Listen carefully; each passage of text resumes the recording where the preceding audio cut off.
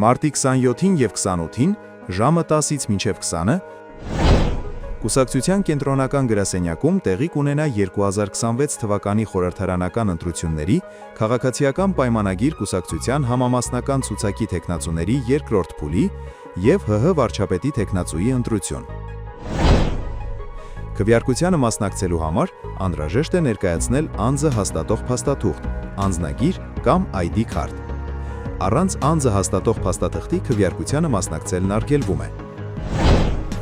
Անհրաժեշտ է քվեաթերթիկում ներկայացված թեկնածուների ցանկից քվեարկությամբ ընտրել 30 թեկնածուների և քվեաթերթիկի ներքևի հատվածում ձեր ընտրած 30 թեկնածուների ցանկից գրել այն անունը, ում ընտրում եք ՀՀ վարչապետի թեկնածու։ Կարող եք քվեարկել 1-ից 30 թվագրմամբ և կամ վիաձև։ Այս պայմանը չպահպանելու դեպքում քվեաթերթիկը կհամարվի անվավեր։ Քվեաթերթիկն անվավեր կհամարվի, եթե ընտրեք 30 թեկնածուից ավել կամ պակաս։ Քվեաթերթիկն անվավեր կհամարվի, եթե ՀՀ վարչապետի թեկնածու ընտրելու հատվածում չդրեք ձեր նախընտրած թեկնածուի անունը։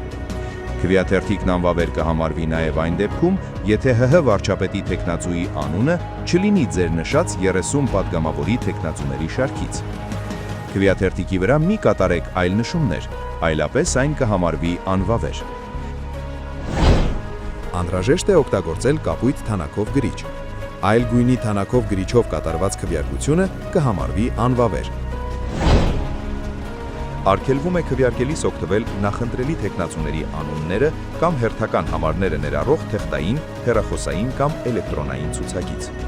Արգելվում է քվեախցիկում լուսանկարահանել կամ տեսանկարահանել լրացված քվեաթերթիկը։ Արգելվում է որևէ ձևով տեղեկանալ, թե ընտրողն ինչպես է քվեարկում։ Արգելվում է քվեաթերթիկներն իր հետ ընտրության վայրից դուրս տանել։ Արգելվում է ընտրատեղամասում հրապարակել, թե ում օգտին եք քվեարկել։ Արգելվում է հորդորել ընտրել կամ չընտրել որևէ թեկնածուի։